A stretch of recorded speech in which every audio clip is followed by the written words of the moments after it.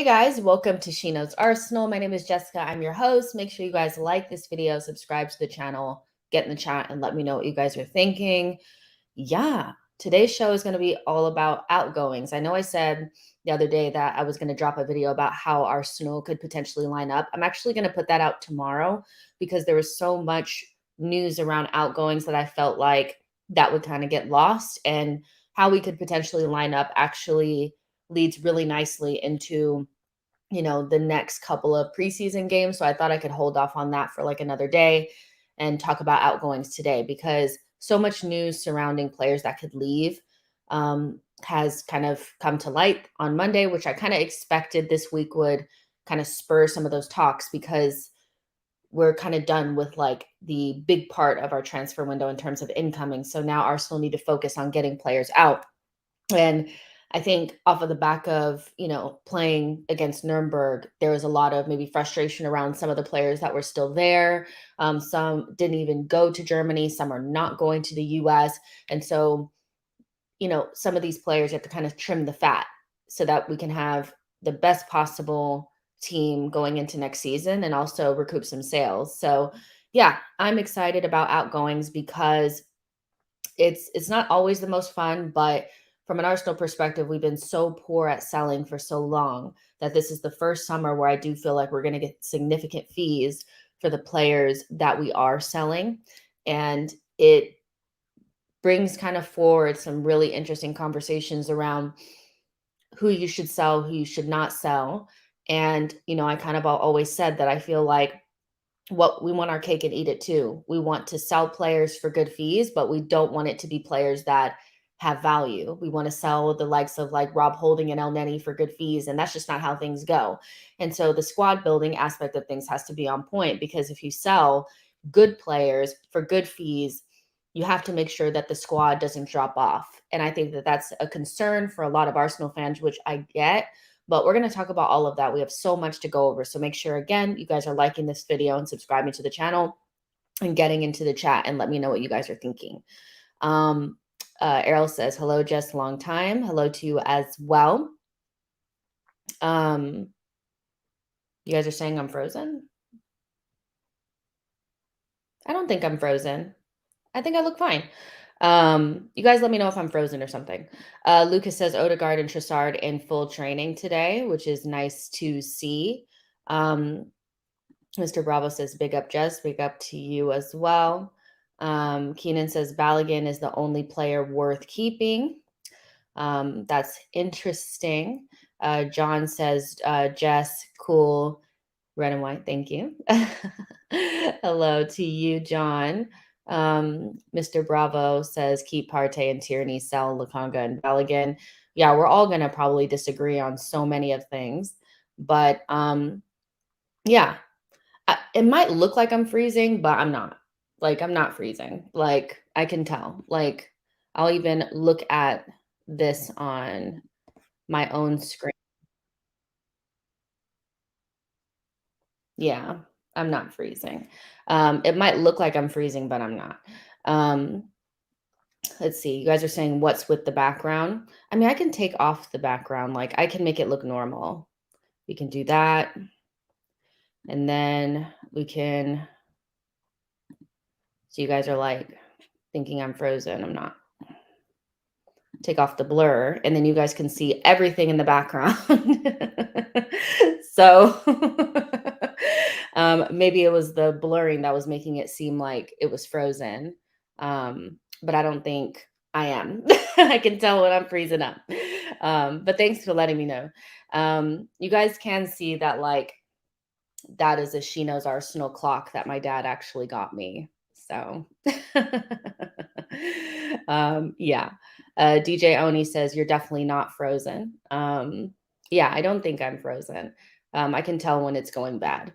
Damon says, I hope Arsenal keep Partey. That depth and quality is needed because we are in so much competition next season. I hear you. Sporty J says keep Flow. He has an upside. It's just the squad level good. There's always like a there's always the conversation around Balogun and Eddie, and they always seem interconnected for some reason. But, I've always kind of maintained that it was probably just going to be Balogun going and Eddie staying, not because I think Arsenal are like, here's the thing about these conversations. I think often what Arsenal fans see it as is like, if Eddie stays and Balogun goes, that means that Arsenal deem Eddie to be better than Balogun. If Arsenal sell Thomas Partey and keep Jorginho and Elneny, that's Arsenal saying that they think Jorginho and Elneny are better than Thomas Partey. And I think that neglects to think about the entire picture and not just about what happens on the pitch and the quality of the players. Because I can't even say it's just about quality on the pitch. Like, people are literally just looking at it as, who do I think is a better player? And that player should stay no matter what. And that is not how clubs think about transfers and who should stay and who should go. There's so many other factors. There's the soft factors of leadership, experience, professionalism, availability. There's contract length, how many wages they're on, blah, blah, blah. It's future squad building. Does this player, help us out for the future? Should we move them on now? There's so many different factors that I don't think football fans actually think about, because all we care about is, I want the best players that I deem are the best out there on the pitch and in the squad. And so that's why these conversations, I think, are quite difficult, is because it's very much like, well, Thomas Partey is better than Elneny and Jorginho, so he should stay. But Arsenal definitely think about the whole thing. So yeah, but let's go ahead and jump in. There's 121 of you guys in here, so make sure you guys like this video and subscribe to the channel. We'll start off with Balogun, because Balogun is a player that a lot of Arsenal fans really like. They have a strong affinity towards him. He's Hale End. He had a really good season out on loan. I feel like there's a little bit of the Saliba thing going on with him, where he can do no wrong, and the other player that's there playing in that position is getting absolutely annihilated every time he steps on the pitch, because they want Balogun. It reminds me so much of Saliba versus Ben White, Saliba versus Gabriel, because you want Saliba in the team so badly that the player that's there almost becomes like the ops. It becomes like the enemy. And I'm seeing quite a bit of that with Eddie and Balogun. Like, I've seen, people put out clips of Balogun, the goal that he scored for the US, national team, and say Eddie could never do that, when we saw Eddie score a fantastic goal, a better goal than that against West Ham in the Premier League.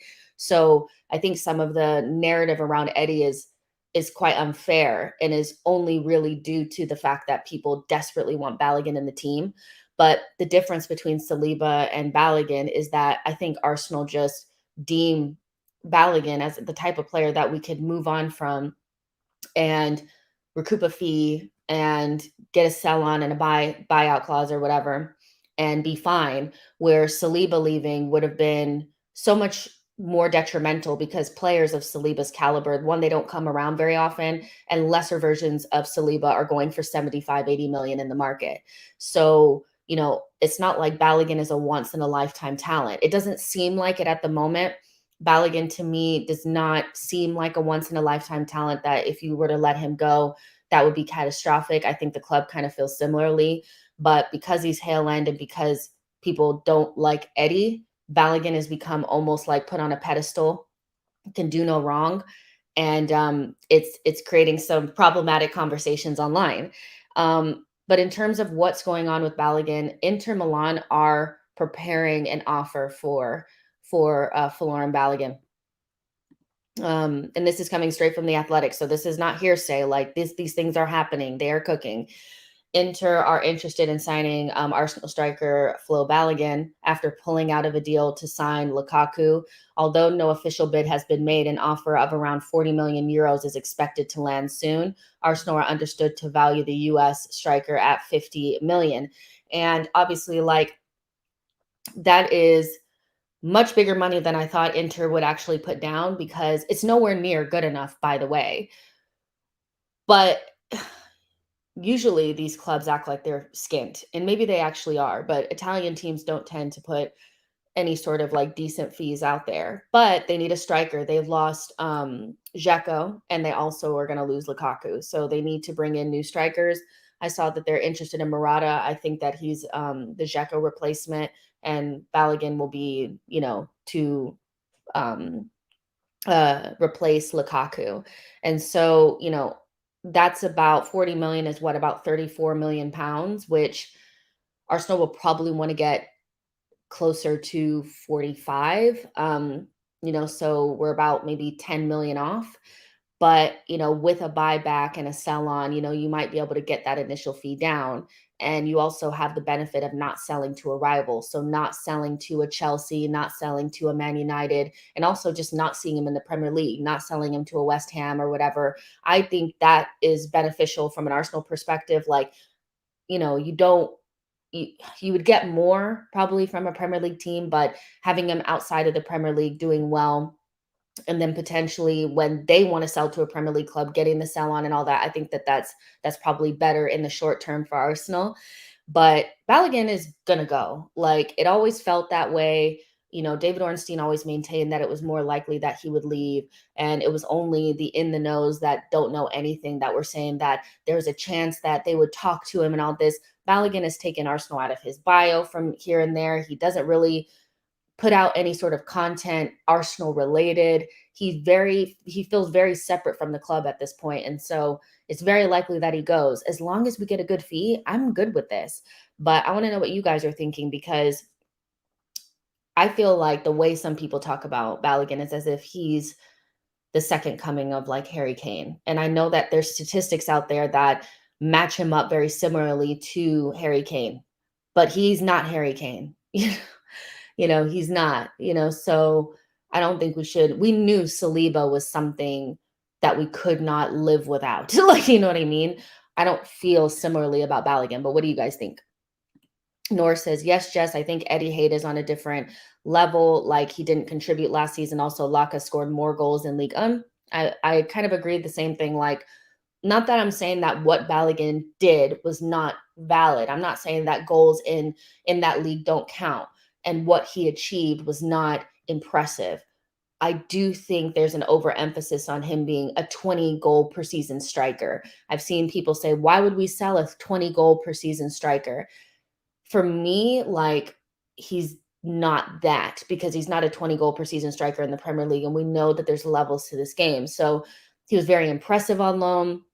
He did a really good job. The hype is there. And this feels like a really good time to cash in on him. But some people feel like he really is that guy. And I don't see it. I don't. Even though I think he's really talented. I think I have to reiterate that, because sometimes, well, I'll say that, I don't think a player is as good as other people are saying. And what they hear is, I think Balogun is crap. I rate Balogun. I'm not willing to sit here and act like I feel like he's the second coming of Harry Kane. Like, that's just not, I'm not here to tell you that. Evan says, just praying we get a buyback clause for Flo. I think we will. Like, I don't think this is Arsenal of old where we just sell players and it's just like whatever. I think we will have clauses in there in the deal for Balogun that suit us. I don't think we're stupid, and most reports around it have said that that's what Arsenal want to do. So I believe that they'll get it done. Mr. Bravo says, I like Balogun. However, he doesn't want to stay and fight. Then let him go and let's continue to build on what we have. Yo-Yo says, Balogun won't make the same mistake Eddie did by not leaving. He can't risk his development on our bench. I mean, that's one way to think about it. I mean, I think, Eddie had an opportunity to do something quite similar to Balogun and like leave Arsenal, but he chose to stay and kind of accept this backup role. That is very much a backup role. There's certain players in our team that, whether we like it or not, kind of are going to start no matter what. And Saka is one of those. I think Jesus is one of those as well. The players that are in midfield tend to be like that as well. And so, it's difficult. I think Eddie will kind of always be an option if something happens to Jesus. I don't think he's really pushing Jesus in any way. And I think that from an Arsenal perspective, I don't love that. but that's just kind of what it is. So, Balogun is probably looking at it like, I don't want to stunt my development. And I know that Arteta's going to start Jesus. Arteta's probably already told him that, you're not going to start right away. And, Jesus is a starter, but, you have to work really hard to like get in there. That's probably not something he wants to hear because he can just walk into other teams as is right now. So that's another way to think about it. I mean, his development. I'm more concerned about Arsenal than his development, but that's probably what he's thinking about. Lucas says people will change their minds if we use the money from Balogun, Partey, and KT on another CM and a top striker next summer. I think, the foresight and like being able to think about things, not just from like what's happening right this moment, but how they can help us in the future is very valuable when you don't want to lose your head over every single thing. And in the short term, losing players that we really like, that we really rate seems backwards. But when you reinvest that money into players that really suit what we're trying to do or take us to the next level, it's like, oh, that's why we did it. Arsenal have to sell. Um, we've had some really dismal, you know, selling summers in the past where it was all just cancel contracts and wasn't recouping any fees. And like, this is the summer to make it happen. We've spent quite a bit. And in order to reinvest and to also buy big next summer, because I think a big striker signing is coming next summer, these things have to be in line. We have to be self-sustaining and we need to sell. And so these big decisions need to take place. And the key is when you lose a Balogun and a Tierney, maybe even a Thomas Partey, that the team is still able to progress and grow and thrive without them. And that is the key for Arsenal, to make sure that at the end of the day, we're not sitting back saying, could use a Tierney right now, could use Thomas Partey right now. That is the key to all of this. But it's hard to think in the future because everybody thinks in the right now, which is, that's normal. It's normal to think right now. It really is. Let's see. Yo-Yo says we need to offset the big spending, but it's a balancing act. Exactly. Keenan says, can see Jesus playing right wing in 7 months. There is a progression that's going to naturally happen. And I don't know if there's going to be, the dynamics are going to change. Like this is a sidebar conversations, but the dynamics of how we play defensively and in midfield are going to change this summer. You can tell by the defenders that like Timber, we brought in, and he's not just going to sit on the bench. The restructuring of midfield with Declan Rice and Havertz, those dynamics are going to change. Arsenal's dynamics up front don't need to change right now. It's working. We don't need to change absolutely everything every single summer. We changed one or two things. Last summer, we kind of changed how we worked up front. We kind of changed things at the back with Zinchenko. We'll add a little bit of something different, with Timber, but the midfield is changing quite a bit. So I don't think we need to throw another attacker in there that's going to be a starter, because bringing in a striker right now, I think you want to bring in somebody that's going to start, somebody that's going to change everything. And that signing feels like a next summer signing once midfield is kind of settled, once the defense is kind of settled, and you bring in one player that's just going to change everything. That's a next summer type signing. But that could be when Jesus maybe starts to play off of the wing a little bit more. So we'll see how things pan out. But Jesus, when he goes out to right wing, he looks really comfortable and really good there. And I know that that's not something that he loved to do under Pep. I actually think the relationship between Pep and Jesus was just so rotten that, it wasn't so much about not playing centrally. It was that they just weren't getting along and he wasn't happy at Man City. But, I think there is a plan for him to maybe move out wide at some point and for Arsenal to bring in a striker, but it has to be done at the right time. And I don't think Balogun is that striker for us either. It's just different. Ivy says Balogun gives me the Willock vibe when he went on loan. I say add a clause and get the cash to strengthen other areas. The interesting thing is, like, we never heard anything about people being upset about Willock. I think when we originally, sold him, people were like, why are we selling, a midfielder that scores goals when we don't score goals for midfield? And then Odegaard started scoring goals and nobody cared. And there's a world where you sell players and they do well where they go, and we also go forward. I think what Arsenal fans want is for players to be sold and for their careers to go down the tube, and for us to get better. And sometimes that's not reality. Arsenal, I think, try to sell players to places that they want to go and places that they'll probably do well. And so, with Balogun, it could be the case that he ends up having a really good career and he ends up being really good, but Arsenal still end up doing what we're going to do and thrive and score goals. Everybody's world is like, it's not either or. Sometimes both situations just come out in a way where it's good for everybody. I think selling Balogun might end up being that. 100%.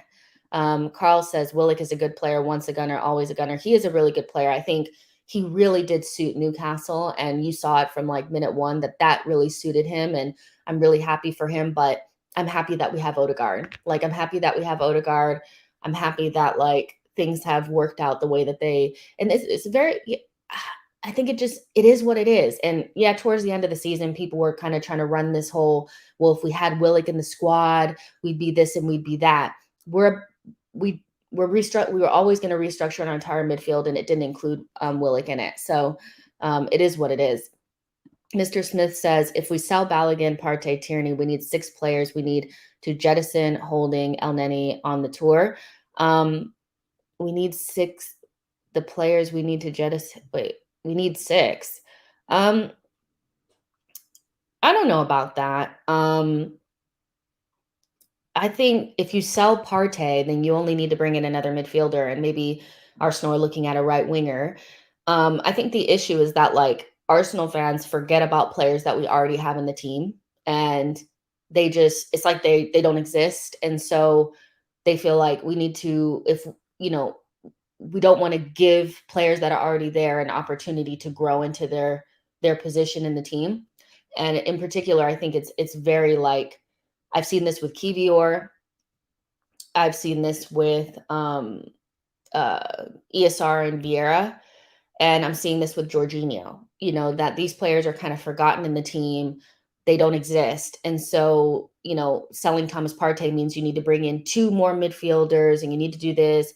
But the reality is like Jorginho has a bigger role, I think, in this squad from Arteta's perspective than from the fans' perspective. And you're never going to see what Vieira and ESR could be if you continuously buy players to play in those positions ahead of them. And so at some point, you are going to have to let them kind of have that squad position. And so they're the next man up. If you continuously bring in guys, it doesn't really work out. And that requires Arsenal fans to, one, be patient and a little bit uncomfortable. It's not fun, watching younger players that aren't the finished article sometimes have to find their feet, but sometimes it's worth it. Sometimes it's worth it. It's different than when Saka and Martinelli came into the squad because we were so poor that it was just fun watching young players kind of find their feet. And they had bad games and good games. Sometimes they were great, sometimes they weren't. Now it's a little bit different because it feels like there's a lot on the line, but you're never going to be able to see what those players can do if we just continuously buy tons of players because we don't feel comfortable with the options. And I think it's a little bit disingenuous to act like they don't exist. And I think they hold greater value in the squad to Arteta and the club than they do to the fans. But yeah, what's going on with Balogun. He's probably going to go. What I would like to see is Inter Milan come up at least 10 million on their offer and get at least to 40 million pounds. And then we insert a buyback, sell on, all that kind of stuff, and let him go about his merry way. He might be the first one out the door after Granit Xhaka. So we'll see what happens with that. But moving on to Thomas Partey, he's not in the team to go to the US, but Arsenal have put out a statement that they feel like he'll be there next week. There are some reports that say that he has agreed personal terms with the Saudi club. Some people are playing that down. Fabrizio Romano said that Saudi clubs are going to really push for him this week. And so there is a chance that he could leave, and it's leaving Arsenal fans in quite a bit of, panic. I already said I'm not going on this journey with everybody. I'm too happy about the players that we've brought in so far that I'm finding it hard to get really, you know, frustrated or irate about Thomas Partey going, because the first time I heard the rumor about it, it clicked in my mind why Arsenal would probably be wanting to move somebody like him on. And in considering absolutely everything, I can see a very good reason why we would, be looking to offload him. But thinking about it more, I think Thomas Partey, in the perfect scenario, not considering anything other than his quality, you would want a midfield options of, in your DM options of Rice, Partey, and Jorginho. That is probably best in Europe. It's better than anybody else can offer. Most teams only have one elite level DM, and everybody, like, they either have to, Jimmy rig something together if that person gets injured, or they have some kid or some just regular squad player type guy to come in. And Arsenal would have like an embarrassment of riches at the DM position. So, that would be an ideal scenario, not considering anything else.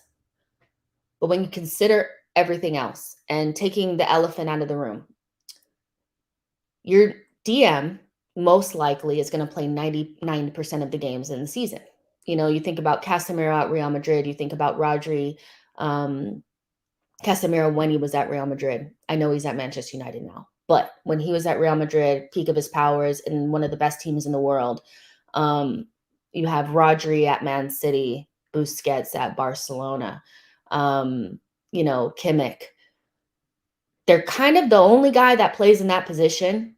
You might have a guy behind him, but that guy's not always the best. But that guy plays every league game and plays every Champions League game. They are usually the ever constant, and things may change around them, but they're your ever constant. There's a reason for that.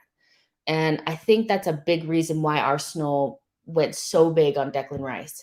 Because even if he's a little bit rough around the edges in terms of, not really playing possession football that we play, and, we're unsure a little bit about how it's going to translate to our team. He is not even if you were to compare him and Thomas Partey, if he's not as good as Partey, it's minimal. The difference between the two of them it's not big. Rice has his best years ahead of him. His injury record and his availability is like almost perfect. And in order for Arsenal to keep that continuity in the Premier League and the Champions League, you need a player of Rice's fitness and availability available to you. Thomas Partey couldn't even play Europa League. He had to be managed pretty almost like a child, like all season. He only played Premier League games. He didn't play in cups, which is probably a reason why we didn't do as well in cups, is because we couldn't play him because of fear of that he would get injured for the Premier League. Then going into the latter stages of the season, they had to take a physio with him on international duty, which for me was that was not a good look. He's 31 years old, or not 31, he's 30 years old. He shouldn't have to have somebody go with him. And then he still came back with some sort of knock, some sort of injury, something. And, even if it was never really said 100%, either he was injured or he was just really bad during the run-in, And so there are reasons outside of the elephant in the room why you can see why Arsenal would want to bring in somebody like Rice so that they can have that ever constant for the 99% of the games versus having to manage somebody. So there's definitely that aspect of things. And then it's about hierarchy. And again, whether you like it or not, I think Jorginho holds a much higher place in Arteta's hierarchy than he does for us. I see people comparing Jorginho to Elneny, and I think even though I wasn't high on the Jorginho signing to start off with, that is so disingenuous, it's actually ridiculous. Elneny and Jorginho are not similar in any way, shape, or form. And your backup DM, going from El Neni, because last season that's what it was. It was Partey as your number one, El Neni as kind of like your older experienced guy, and then Sambi kind of cooking beneath. Going from El Neni to Jorginho is like night and day. It's so much better. He has more experience. He's won things before. He's a much better player. And I think it's almost like disrespectful for people to act like he's just like El Neni or something like that. So, Arsenal, I think, are structuring things around like having Rice being the 99% of the season guy. And Jorginho, if you have to play with somebody, he's the next man up. And that leaves Thomas Partey as the odd man out, where I know fans would prefer Thomas Partey to become that backup. But if you're only going to play, let's say, 10 games a season, there's a really good opportunity to recoup 40 million pounds, almost everything that you paid for Thomas Partey, and get his high wages off the books and pretty much perform at the same level, if not better. Because again, Rice is not, if he's not as good as Thomas Partey, it's very close. And I'm not convinced that I think that Thomas Partey is like light years ahead of Rice. I just don't see it that way. And Jorginho is better than El Neni. So you have improved. People that are saying that we have not improved and went backward are deluding themselves. It's not true. You're going from Rice, who at the most is probably like a percentage not as good as Thomas Partey, but the stats don't even back that up. They're damn near the same. One has a superior injury record that can play every 4 days, and you're going from El Neni to Jorginho. That's an improvement. It just doesn't include Thomas Partey, and I think Arsenal fans just want to see Rice and Thomas Partey. But you could get 40 million pounds in a situation where you don't sell well anyway, and there's an opportunity to recoup something. So I can see where Arsenal would see that that's an upgrade. But I understand, wanting to keep Thomas Partey for this, scenario where, in bigger games, you'd have Thomas Partey and Rice. But for what we paid for Rice and his, Arsenal building the team around him, I have a hard time believing that in big games, Rice is not going to play in that 6 role. In big games, he's going to play in that 6 role. In every game, he's going to play in that 6 role. So it leaves Thomas Partey as the odd man out. And,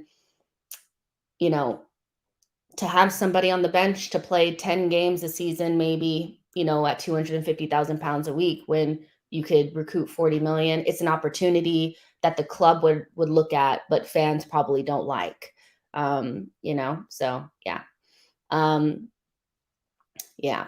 So yeah, it's one of those where I don't think, and again, the thing is like what people are hearing, I don't even have to look at the comments, but I know it is, oh, you don't think Thomas Partey is very good, or he's not as good as Jorginho.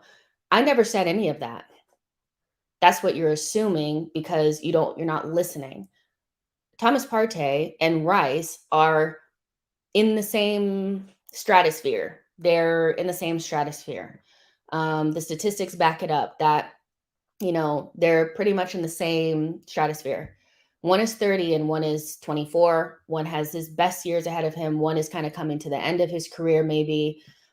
And one has a terrible injury record and one has a superior one. So, I'm not saying Thomas Partey is not great. I think he's very, very good. But you have to consider every factor. It's not just about who you like and who you think is better. Sometimes there's other factors. And Arsenal are not going to offer Thomas Partey a new deal. And this is the same fan base that would be crying if Thomas Partey left for free after Saudi Arabian teams are offering 40 million for him. You see what I'm saying? So considering everything, this makes sense to me. But, it's, if I'm just taking the best players and I'm like, this is what I'm going to construct a team with, of course I'd keep Thomas Partey for 10 games. But that's not how the club is going to look at it. So yeah. Let's see. Sean says Rice, Partey, Odegaard is balanced and serious midfield. It depends on what Arteta thinks the midfield is going to look like. Again, I still think that people are actively trying to pretend that they don't see all the quotes coming from Ornstein about Arsenal wanting to move to Rice and Havertz being in the midfield, replacing Thomas Partey and Granit Xhaka. So we actually have to see how the midfield plays out. But, you know, having Thomas Partey and Rice in that midfield, that sounds good because it feels like you're getting your two best players in the team. But I actually think if you want to play two double tens, if you want to play double tens, then yeah, you play Havertz and Odegaard and you play Rice in the six. Timber or Zinchenko inverts next to Rice, and you have that box midfield. And yeah, it definitely sounds like it works. So yeah. Our Techer says he is our best midfielder. Thomas Partey. I mean, he's our best midfielder. Yeah, on paper he is. But again, if all you're going to think about is he a quality midfielder, then yeah, he's really good. But there's so many other factors that make him not as attractive as an option sometimes. And ignoring the injury record, ignoring the head loss in important games, I think is disingenuous to the conversation, really. It's not just about how good he is. Nashville says, Keenan, you're 20% right at most. You guys are talking to each other. Let's see. Let's see. People are saying stuff about Keenan. What is Keenan saying? Keenan says Rice will play left center mid in a 4-3-3, DM next to Timber in a 3-2-4-1. So the funny thing about this is that, again, it just goes against everything that everything that was set. Like, who do you think is right? Fans that are just trying to jimmy rig Rice into that left center mid position so that they can keep Partey in the team? Or is it Ornstein and the Athletic that have a direct line from the club that are literally saying that Rice is going to play in the 6 role and Havertz is going to play in the 8? I'm sorry, but I kind of think that Ornstein and the Athletic probably have better information than we do. And they've said multiple times, actually Ornstein said in January that Arsenal were going to look at a number 6 that would either be Rice or Caicedo and a number 8. When the window started, he said Arsenal are going for Rice and a number 8. And now that we've signed Rice, he said Arsenal have signed Rice to play in the number 6 and Havertz is the 8. So I think we're just trying to figure out a way to make Rice and Partey be the option. But there's too much reliable, credible information coming from guys that we consider the GOAT, best in the business, always knows what they're talking about, to ignore the facts that Arsenal are going to play Declan Rice in the number 6 role. And that's why Thomas Partey is being moved out. He's lost his spot. It's just, if Rice was going to play, here's the thing. If Rice was going to play in the 6 role or the 8 role, like you guys are saying, why are Arsenal getting rid of Thomas Partey? Because there'd be no reason to move Thomas Partey on if Rice wasn't going to play in that 6 role. Because then you would just stick with what you got. You would have Partey be the number 1 and you have Jorginho be the number 2. There'd be absolutely no reason to move him on. So logic, and if you remove your feelings and trying to keep Thomas Partey in the team, logic and all the reliable information out there from people that we consider the best in the business are saying Rice is going to play in the 6. It just is what it is. I don't know, why do we keep saying he's going to play in the 8? He's not. He's not. Maybe once in a blue moon, but when you buy somebody to play in that 6 role, you play there all the time. That's what you do. Rodri doesn't move around. Casemiro doesn't move around.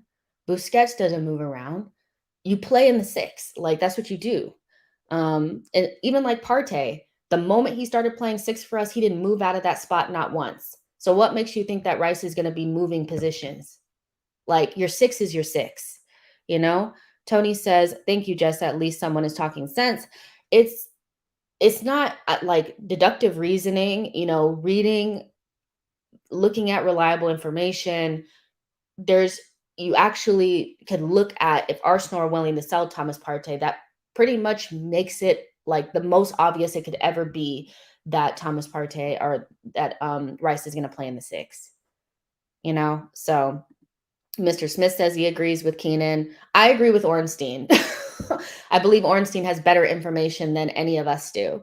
Matthew says Rice is available, Partey isn't available. And one thing to remember about Thomas Partey is that at Atletico, he was never the most important player, and he also didn't play as many minutes as he plays for Arsenal. So they may have known something that we didn't know, but he would play pretty much mostly in like important games and like, but mostly like they would kind of like share the minutes or whatever because he was playing more of a like a double pivot / box to box role. So, he's just not somebody that's ever really played this amount of minutes. And again, like your DM, like your number one guy in midfield has to be able to play every 4 days. And he can't do that. So I think that's an issue for Arsenal. I think it is. Let's see. MM says people imagine Rice is a 40% possession team, a possession team and a 60% possession team with less running and more technical quality than using his defensive quality.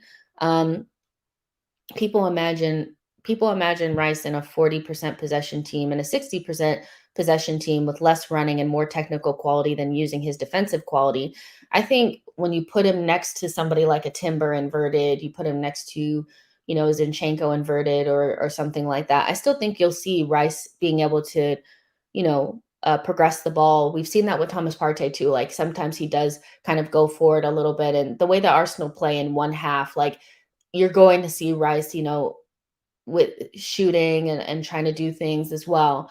But I think his best attributes do attribute himself to staying a little bit deeper, especially in a possession-based side where we could press. Like his ability to like win the ball and stuff like that is going to keep Arsenal from one, getting caught on transition as much, and two, keep possession a lot longer. And so, yeah, I think he's going to do a really good job for us in that position. Um, it's so funny. People keep saying that he's going to play in that 8 role, but he's going to be right in that 6 role. it's it's so obvious. Like, come on. Unless you guys think Ornstein is full of shit. Nashville says this is a bad buy window for Zinchenko. Explain why. I think that's interesting. Tell me why. Boy says people really gaslighting themselves on Havertz not playing midfield. It's hopeless. I think sometimes like we say like what we want to happen and then we work backwards from there. So my ideal, like say I'm y'all, I'm Keenan, right? So I'm Keenan. My ideal scenario is that Rice play in the 8, Thomas Partey stays in the 6. So I'm going to say something like Ornstein doesn't have any information from Arsenal. He's clueless.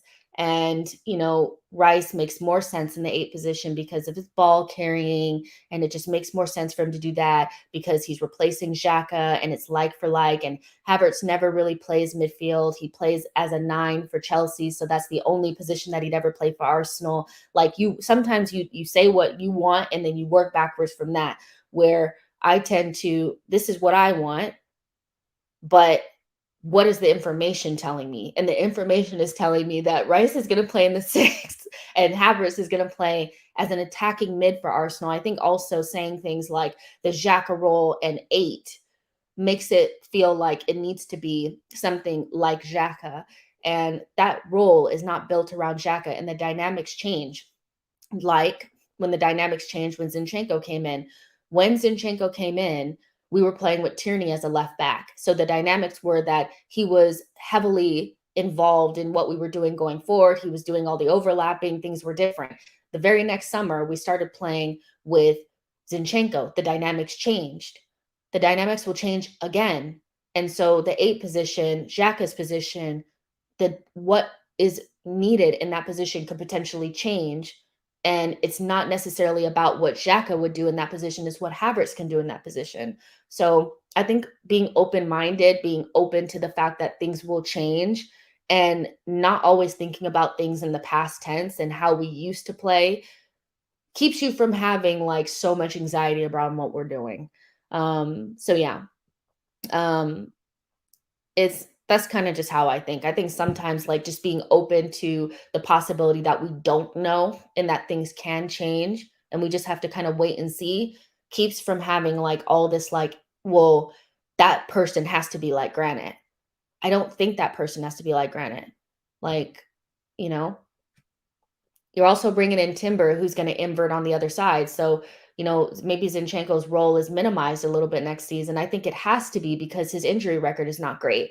So if you don't rely upon Zinchenko to invert all the time and you invert on the other side, then you have the option to have Timber next to a Declan Rice, then Zinchenko, and Rice being on that side protecting, so that when Havertz goes forward, his defensive duties are a lot less. Also, if you invert on the right side, the person that's going to be playing on that left side will probably be Kivior, Tomiyasu, or Gabriel.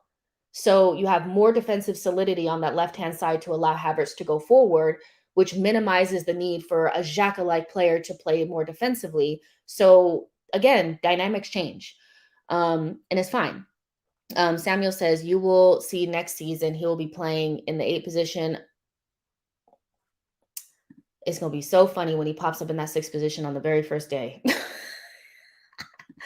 CFB says, get ready for Partey, Rice, Odegaard midfield at the start of the season. So you guys are saying Ornstein knows nothing about Arsenal whatsoever, and he's completely clueless and he gets no information from the club. Everybody's wrong. Everybody's wrong. And you're right. So the fans are right, but the people that are actually connected to the club and are speaking to you are wrong. Okay, fair. Breezy says Partey is leaving 100%. I think he is going. I think there's a very high chance that he might go. And it's unfortunate because as frustrating as he can be, I think he's a really quality player. And, he's never played Champions League with Arsenal. And I think one of the things that he really wanted to do was help Arsenal get back there, which he has. So it's unfortunate that he would go right before that. Arsenal wouldn't let him go if the fee was not good enough. So let's say it's the Saudi club that the Saudi clubs that are interested in him try to give us 20 million. They won't accept that. They won't accept that. We know that.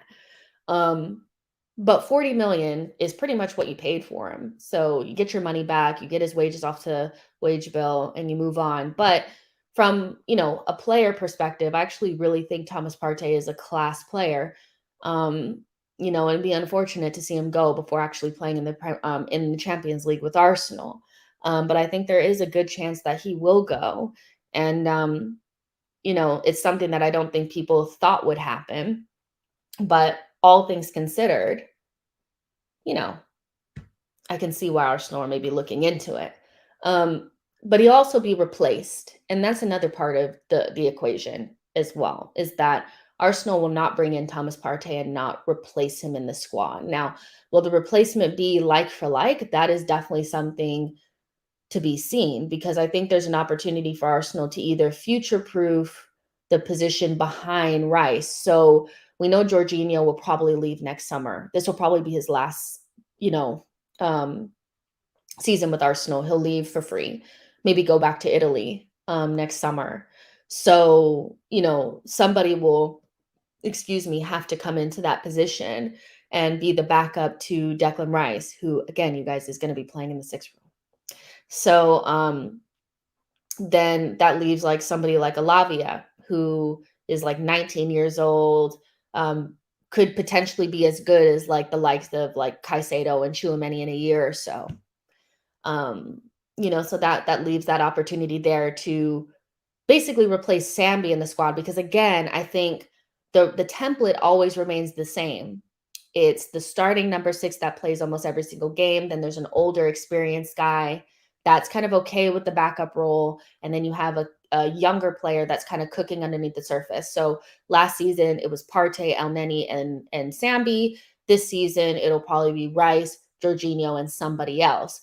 But, you could actually bring in a different type of midfielder altogether, because I still think there's an opportunity to maybe not bring in somebody like Alavia, just have Rice and Jorginho, because you don't need 3 number 6s. There's never going to be enough minutes for 3 number 6s to get, playing time, because the starting one is going to play almost every single game.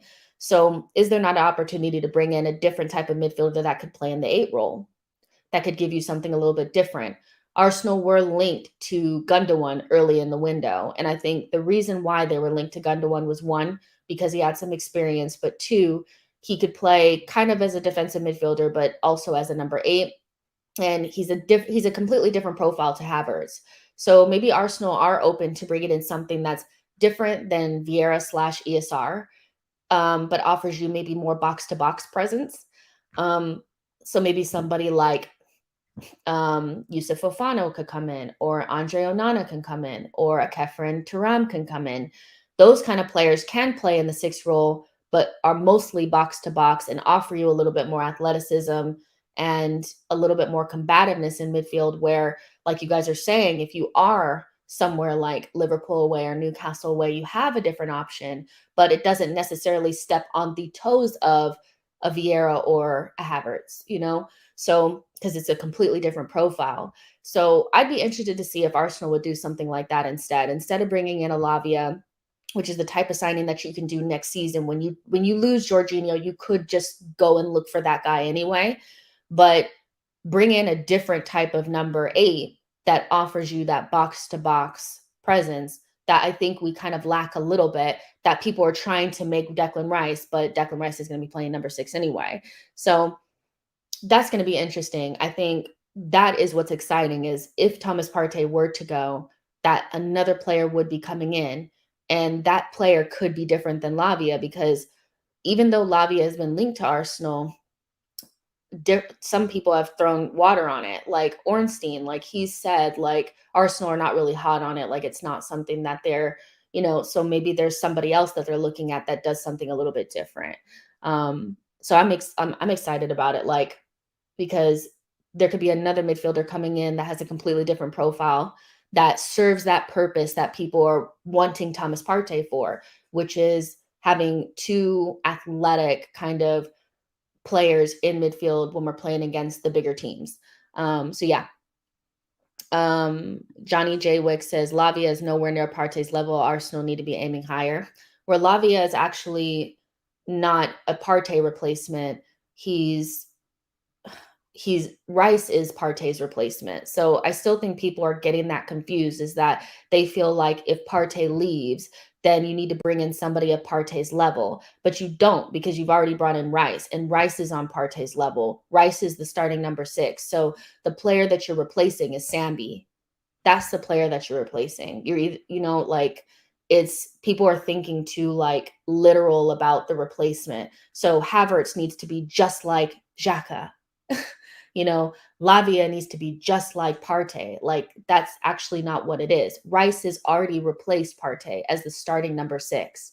What you need to be looking for is a younger player that's going to replace Jorginho. That's what you're looking for. So that player is probably not going to be of the same caliber as Thomas Partey or Rice, because squad building wise, you're not going to have 2 elite number 6s in your team. Nobody has it, and there's a reason why. Not even Man City. They don't have 2 elite number 6s. That's not how you squad build. It's not how you build a squad. So it's either somebody like a Lavia, who's going to progress behind Rice and be another option once Jorginho goes, or it could be a completely different profile that gives us something different in the 8 role. So yeah. Boy says Xhaka and Partey are overrated. There's no midfield in the country that needs an inverted fullback to help them. Interesting. I think it's not so much that I feel like they're over, like, it's not they're not average. They're above average, partnership in midfield. They're a Champions League level pivot. Like, they are.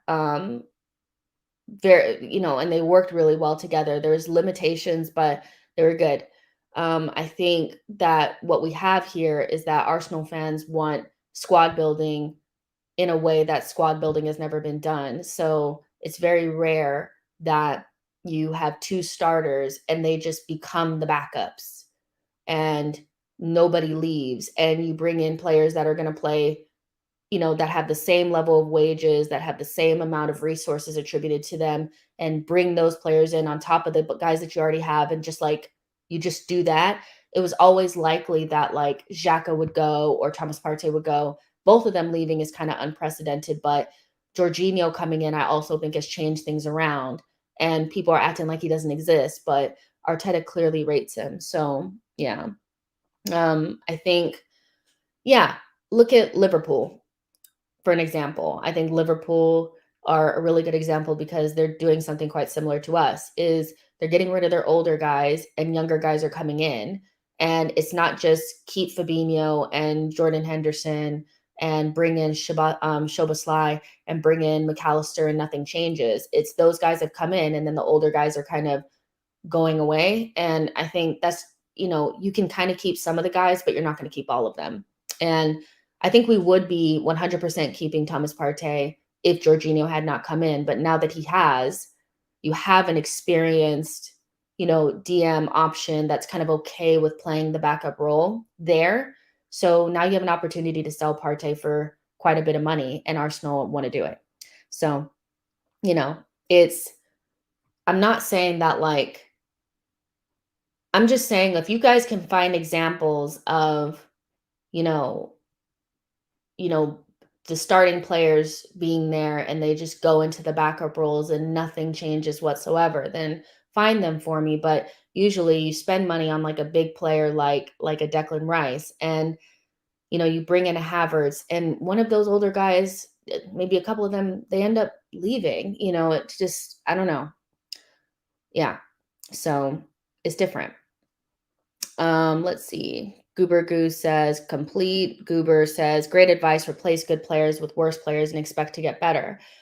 Well, I think everything is like very short sighted. I think thinking that Rice and Havertz are worse players than Xhaka and Partey is a little bit. I don't want to say it's like, I think it's just feeding people's, not delusion, but like I do think we have like this view of certain players and it's like they're just not better. Um, but I don't think there's anything out there that suggests that Rice is not at the same level as Thomas Partey. And like I said, if he's not, it's a minimal difference. But if Rice is almost as good as Thomas Partey, if not just as good, with his best years ahead of him, with a better injury record, he's a better option for Arsenal than Thomas Partey is as our starting DM, right?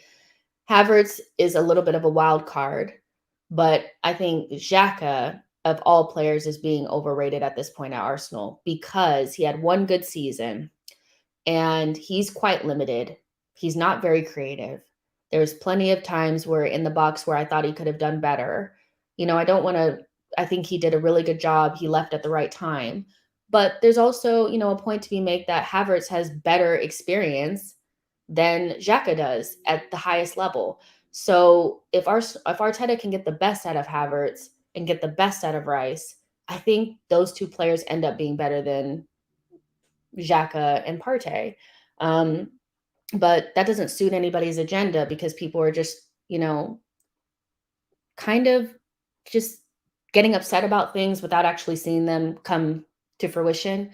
Um, yeah, because they're mad that Partey might go, you know?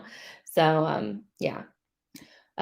Johnny J. Wick says, yeah, totally agree. Havertz is definitely an upgrade on Xhaka in the position that they play. So, Xhaka is one of those guys that like, the funny thing about the Xhaka role is like, even Xhaka is not perfect for that role because, he was he's like more of a DM or a deep line playmaker that was playing in attacking mid.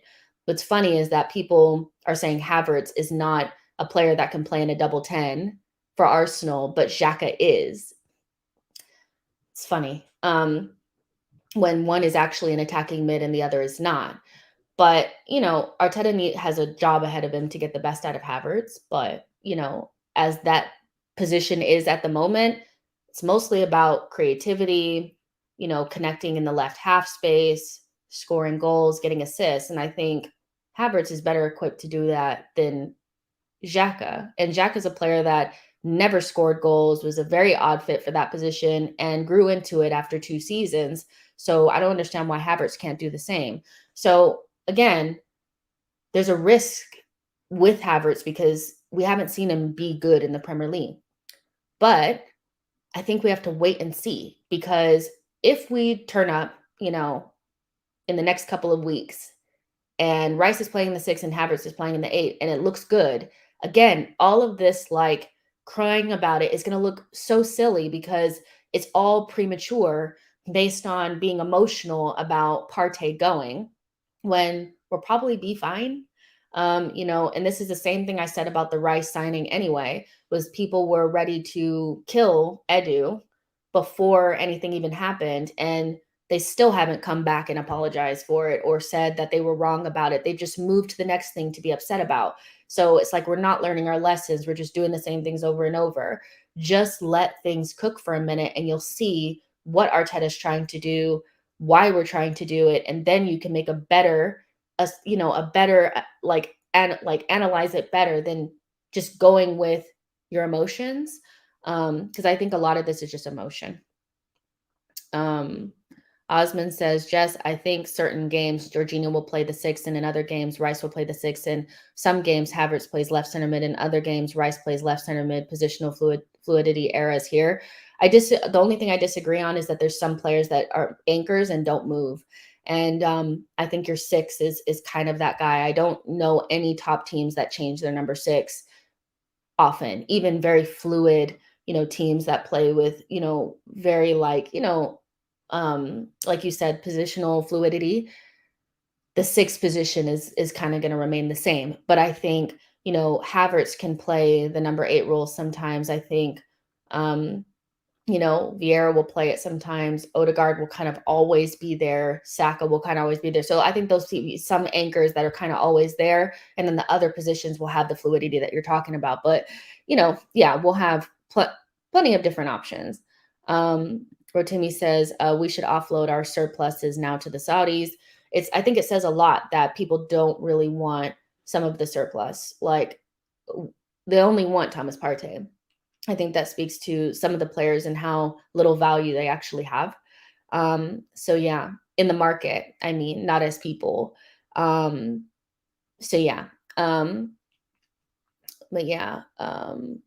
says that's what transfer season is, all theory. The funny thing is that, like, when I'm saying things and they're saying it's theory, but I'm actually quoting things and I'm making my theories based on actual credible reporting. I'm just going on theory, but you guys are saying things that are based on your emotions and what you think is best, and it's not theory, it's facts. It's all theory, but I would say my theory probably has a little bit more to back it up because it's actually being said by people that are close to the club. And what you're getting from, like, where you're pulling it from is from your emotion, which is different. So it's all theory. And so if you're going to say that, Rice and Havertz is not as good as Xhaka and Partey, there's no evidence to back it up. But there's also no evidence from my perspective to say that, Xhaka and Partey are worse. Do you know what I mean? So it's all theory. We're all guessing in terms of what's going to be better than what. But mine is not theory because you don't agree with it. It's all theory. But my theory on Rice playing the 6 is based on David Ornstein saying that that's where he's going to play. Your theory is based on what you want to happen. So there you go. But this is all how transfer kind of things go. People get upset about things and they actually see it and then they're like, oh, yeah. Temi Dio says, players come, players go, keep your emotions in check. It's hard. Because football is emotional. Quoting who? Ornstein. Does Ornstein take part in tactical planning sessions on the field? No. Wait Arteta to speak on the subject. Leave Ornstein to transfer news. Well, The Athletic doesn't only report on transfer news. It also reports on what's going on with clubs. Remember, they also reported on, like, Gary O'Driscoll. They've done, like, The Athletic is not just about transfers. I think you're actually diminishing what The Athletic actually does. And actually their role is to report on sport in general and football in general. And a lot of the quotes coming from The Athletic about why we brought in Rice, they spoke about everything from the planning to how we got him to, commit to Arsenal, how the transfer went, and where they envision him playing. all of that information holistically about the transfer, not just about the fee, when it happened, the bids, everything from how Arsenal and Arteta spoke about his position in the club, how he was going to be potentially a captain, all that kind of stuff. They spoke about everything because that's what The Athletic does. They're not Fabrizio Romano. The Athletic is about sport in general. They don't just talk about transfers. So Ornstein's job is not just to report on transfers. He also reported on Dele Alli. He reported on different things that happen in sport. So yeah, he would have information on where Declan Rice would play. You know, he would have information on that because he would get it from the club. It's not him saying, this is my opinion. It's saying what he's been told by people in the club that have briefed him. So yeah, it's weird that it's funny because Ornstein becomes a joke and a fraud the minute you hear something that you don't want to hear. And I feel like it's just weird, you know, it's just weird. Damon says, Jess, I must say I agree with you 100% after listening to you. I now understand the need of why they would sell Partey. I believe you're spot on. And the thing is like, I think had we had not got, like, the thing is things could be so different. Had we had gotten Caicedo and not Jorginho, we'd probably have Caicedo and Partey. Do you see what I'm saying? But because they brought in Jorginho, things changed because now you have that experience backup where we didn't really have it before. And so it leaves somebody out a little bit, you know? So again, I'm not saying Thomas Partey is not a good player. I think he's an excellent player, but I'm kind of trying to give you guys a holistic picture where I know some people are very tunnel vision on like, but Thomas Partey is a great player, so we should keep him. But if you don't want to acknowledge the whole picture, then it's a conversation that, quite frankly, we don't need to have because you're stuck. Like you're just, you know, yeah. Keenan says Havertz was bought to replace Xhaka. However, I can't see Havertz and Odegaard controlling a midfield.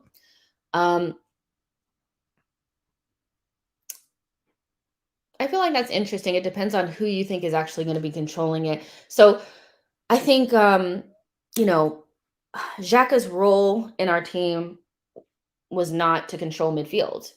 He was in the half space with Martinelli. He did a little bit of build up for the most part. He was making third man runs and basically playing off of Jesus for the majority of the season. It was actually Zinchenko that was controlling a lot of the game and the tempo, controlling the game, Odegaard and Thomas Partey. So none of that is really going to change. So the role for Havertz is not to control the game because Xhaka's role wasn't that either. But yeah, let's go ahead and switch over because it's already been an hour and we need to talk about other people. But I get people are upset about Thomas Partey, but like, I'm going to be real. Like, Arsenal will exist without Thomas Partey. We will still get better. We will be fine. Like, I think feeling like a player is so big that like we lose any sort of sight of any reliable reporting, anything. It's just like, this is what I want. So this is it. I feel like it's almost putting like Thomas Partey in front of the club and like there's a bigger picture here. So yeah. I felt the same way about Aubameyang too. I felt like people were more attached to Aubameyang than they were attached to Arsenal, and they wanted him to stay no matter what. Like, even if it wasn't a good situation, even if he didn't fit what we were trying to do, it was, I just want Aubameyang to stay because I like Aubameyang. And that's just not always the best thing, but hey. But let's talk a little bit about Lokonga. Lokonga could go to Burnley, and they want to take him permanently. So that's what I read. They want Sambi permanently, which I think is perfect because I don't think there's a world where Sambi becomes the player that we thought he was going to be. And I know that sounds harsh, but I think we've seen enough of him in the Premier League at this point, like in his progression, where I don't think. I mean, maybe he can turn it around. It depends. If Arsenal decide that they loan him out, then they think there's still a player there. If, because I could see more if maybe Sambi was played in a position that he wasn't comfortable in. I don't think he was comfortable in that lone 6 role for Arsenal because it's a very difficult position to play. And he was more of a player that needed to play in a double pivot. because he didn't have the defensive awareness. So he needed a more defensive-minded player next to him. But at Crystal Palace, like in the couple of games that he played, he did play in a double pivot next to Decore, and he still didn't really look that good. And he ended up not playing that much. So I'm wondering if it's just like maybe Sambi is just, I don't know.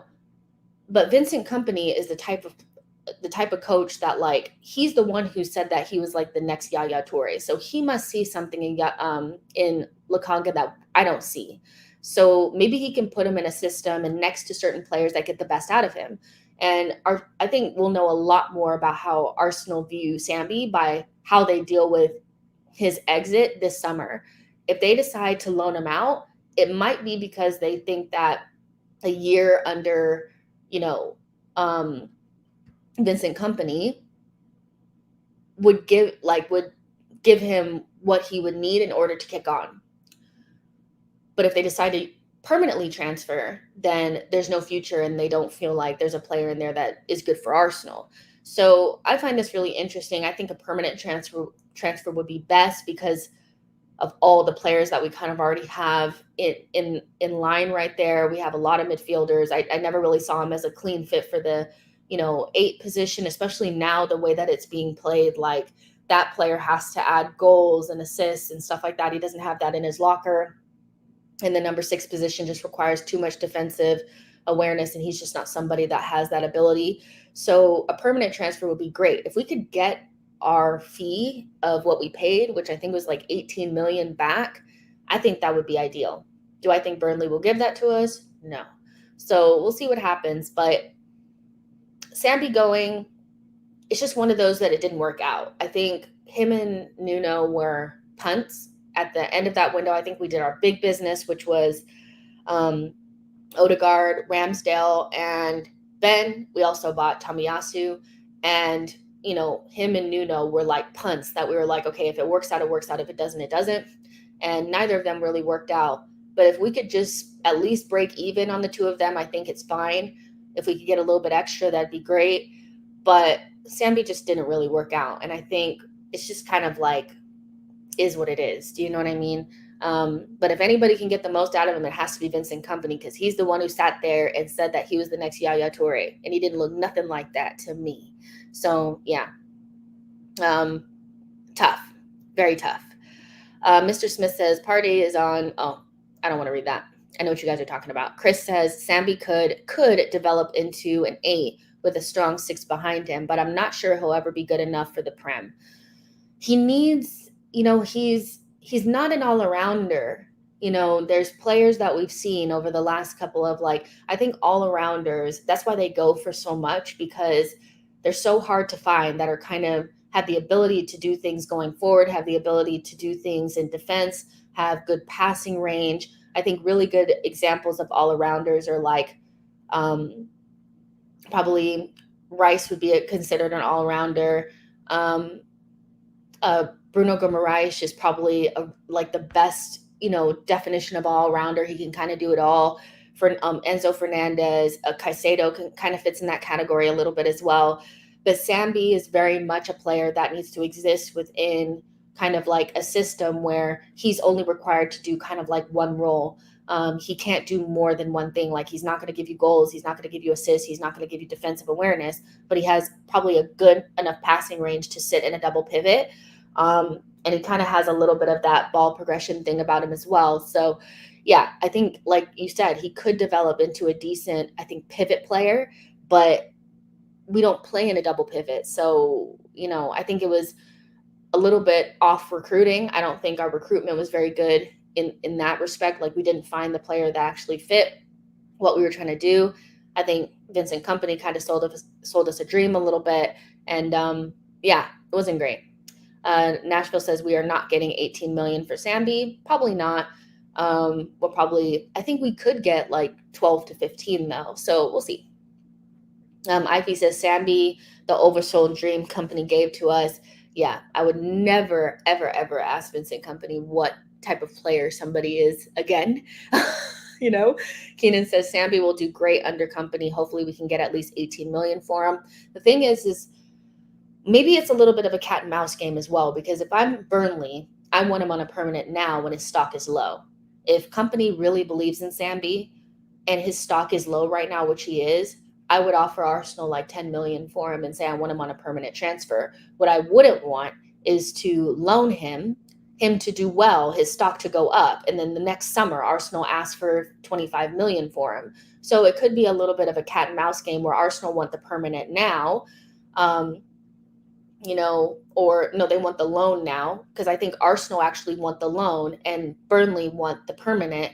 So Arsenal potentially want the loan so that they can have him do well under Vincent Kompany, and either they have to pay more for him the next summer or they basically put him in the shop window for other clubs. So I think it's a little bit of that cat and mouse game between the two clubs. But, if we sell him permanently, we won't get 18 million for him. So a loan might be best, because I don't think it hurts us. I don't think it necessarily would hurt us to let him go on loan for another season. But yeah, it might be like a little bit of a cat and mouse game. I actually am not too pressed about what happens with Sambi from here on out. I think you sell him now, you get a little bit of a fee, fine. You let him go on loan, he does well, you get more, fine. It was a punt, and it's not something that I think financially would cripple us. Do you know what I mean? If we didn't get the 25 million for him, if that makes sense. I'm not seeing the books, but for me, it doesn't feel like it's financially crippling. So yeah. Keenan says, Havertz is the new Fabio Vieira. People hold on to your butts. I don't know.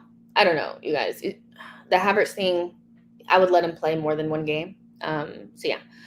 Jeff Gold says, truth is I don't care. Arteta's earned my trust and I would get behind him if he signed a dustbin. I think we're allowed to have our own feelings on how we think things will work out. I think there's predictions, and then I think there's very strong, definitive statements that are made with finality with nothing to back it up. So I think the level to which people are overreacting to Havertz and Partey are a little bit beyond just making a prediction that those things won't work out. It's fully going into a meltdown as if they've seen that those things haven't worked out yet. And so I think having emotions to the level of like finality that we already know that things haven't worked out, I think for me is like emotionally taxing. So I don't know why people are doing it. I don't know. I'm not running your life, but I feel like it's emotionally taxing to see Partey going and like react as if the world is ending when it's not. Nothing has happened yet. Mr. Smith says Arsenal have not said they are selling Partey. Then they haven't said they're going to sell anybody. Arsenal haven't come out and said they're going to sell anybody. The thing about selling Partey, though, is like I don't think you can say you're openly trying to sell him, because the optics of saying that you're trying to sell him don't look great when he is in that off-field situation. So I think it's in Arsenal's best, position to make it seem like if a good offer comes, maybe we'll take it, but maybe not. Saying that you're actively trying to offload somebody in Partey's, situation is not a good look, so yeah, but Arsenal haven't said definitively that they're going to sell anybody. But we do know that players are being looked at. We know that people are putting in bids. We know that offers will come in. We know that there's interest. So that's why we talk about them. Speaking about somebody else that could potentially bring in quite a bit of income would be Kieran Tierney.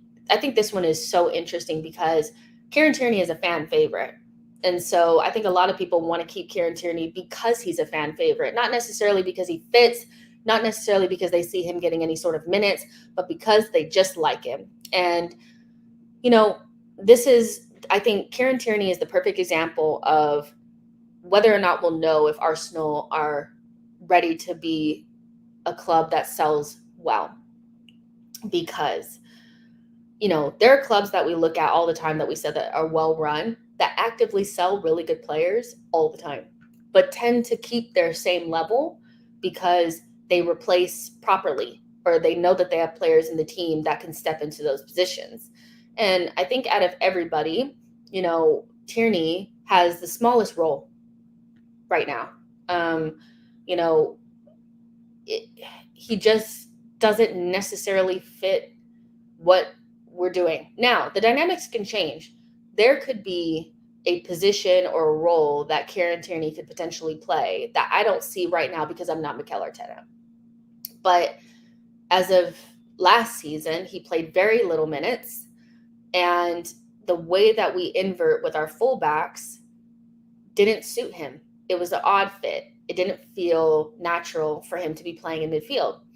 And Arteta was reluctant to play in a way that suited him. So changing the tactics in order for him to overlap so he would have a bigger impact on the game. So,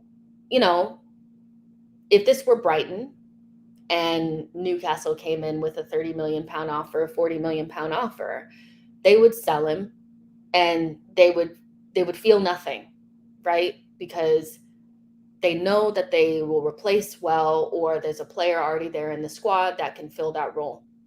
With Arsenal, we always feel like we need to keep absolutely everybody, and that the world is going to collapse if this player doesn't exist within the squad because of these phantom games that are going to happen where we're going to need him. Well, I'm going to tell you this right now. There's not very many games that are going to require Kieran Tierney because we have 3 options to play left back already, and he's already probably 3rd or 4th choice. Kivior is going to play there, Tomiyasu is going to play there, and Zinchenko plays there. And so, this is the perfect opportunity to act like we know what we're doing and sell him if there's no role. If there's no role and he's going to play 10 games this season and not start any of them, you sell, period. So, yeah, I think Kieran Tierney will go. The issue is that Arsenal should not sell for cheap. And I'm watching Newcastle very, very closely because they are acting like they have FFP problems, but they're out here spending money. And they're going to spend good on everybody else, but they're going to come with some really crap offer for Kieran Tierney. I know it. I could feel it because it's the last thing on their list, and they're doing it on purpose because I think they feel like if they wait till the end of the window, we will just accept anything. But I think Arsenal should not accept anything for Kieran Tierney I think we should be ignorant with it and go 40 million. Like that's how I feel, because there are other players that are lesser than Kieran Tierney that are going for much more, and we know Newcastle have money. They're out here putting in big bids for Tonali, bids for Chiesa, bids for Kvaratskhelia, bids for Harvey Barnes, bids, tons of money. They have money. So Arsenal should not be if they get to, let's say, August and they try to just offer us 20-something million, we should flip them the bird and keep Kieran Tierney in the team, because we're not in a situation where I feel like at that point we'll be desperate to have to sell, because we will have sold other players already. But they're playing games. I know they want Kieran Tierney, but they want him for cheap, and Arsenal should not do it. They should make sure that they hold on because they have money, and we're also selling to a rival that's going to improve them. So if they want him, they need to pay. And I think if Kieran Tierney were to stay, it would not be because Arsenal are desperate to keep him. I think it would be because Newcastle tried to lowball us. That's what I think. So yeah, I think there's a chance that he could stay. It's a small chance, but it'll be because people don't meet the valuation. Aston Villa also interested, but I feel like it's odd because they already bought that one guy. I forget what his name is, Alex Moreno or something like that. So let's see how that develops. But he could be one of the last ones to potentially leave because Newcastle are going to do everything else and then come for Kieran Tierney later. And we shouldn't accept anything lower than like 40 million because we know that they have the money. They're just playing games. But in terms of whether or not we should be looking to sell Kieran Tierney, I think we should, because this would be the perfect time to sell somebody like him. He has years on his contract. He has value in the market. He's in his prime. He has experience. And we don't really have a big role for him to play unless Arteta is going to change a lot next season. And looking at the way that, like, even in Germany, Kiwior started the game, that shows, I feel like that shows that Kiwior has a bigger role, you know, maybe. So let's see. Let's see. Let's see. Ivy says Arsenal decided to go for the inverted thing, which doesn't suit Tierney. Yeah, and it's worked for us. Like, playing the way that we're playing got us from 5th to 2nd, you know. So we have improved the way that we play, and it just doesn't suit Kieran Tierney as much, which sucks, but that's what happens. Like, people have to remember, Kieran Tierney was not an Arteta signing. So, you know, I don't think that it's like, well, you bought this player, so why aren't you using him? You know, Arteta's bought quite a few fullbacks. He's bought quite a few center backs. And for the most part, you know, we know what he's looking for, and Kieran Tierney is an odd fit for it at this moment. So yeah, Robert says, shouldn't sell to Newcastle, full stop. I would say we shouldn't sell to Newcastle if they're not willing to pay, but I don't think we should just not sell to them because they're a rival. We should make them pay. The facts are, is like, if you're looking for somebody to spend 40, 50 million on Kieran Tierney that's not in the Premier League, you're smoking, because the Premier League is the richest, and the richest in, like, Europe. And, you know, nobody else is going to have the money to bring him in. So you're going to have to sell to your rivals, and that's why you have to make sure that they pay. That's why you see the likes of Mount and Havertz going to rivals, because we're the only ones that can pay for those types of players, right? You know, Manchester City sold to us.